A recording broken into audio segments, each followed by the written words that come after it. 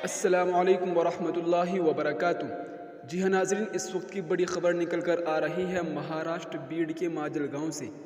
जी हाँ नाज़रीन, आपको बताते चले कि आप अपनी स्क्रीन पर जो वीडियो देख रहे हैं ये महाराष्ट्र बीड के माजल गांव से निकल कर आ रही है, जहां पर हिंदू शरपसंदों ने मस्जिद पर जाकर जय श्री राम लिख दिया।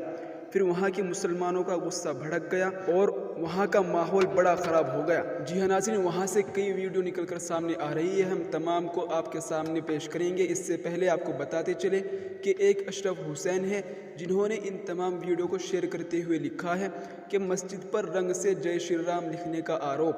मामला महाराष्ट्र बीड के माजल गाँव का। पुलिस ने मामला दर्ज कर कार्रवाई का आश्वासन दिया। जी हाँ नाज़रीन, वहाँ के जो कमिश्नर हैं उनका भी बड़ा बयान सामने आया है। उन्होंने इस ताल्लुक़ से क्या बयान दिया है वो भी हम आपके सामने पेश करने जा रहे हैं। आपसे गुजारिश है कि इस वीडियो को मुकम्मल ज़रूर देखें। अस्सलामु अलैकुम वरहमतुल्लाहि वबरकातुहू। सब लोगों को नमस्कार। आज रफली 6 बजे, 5:30-6 बजे पे मरकज मस्जिद पे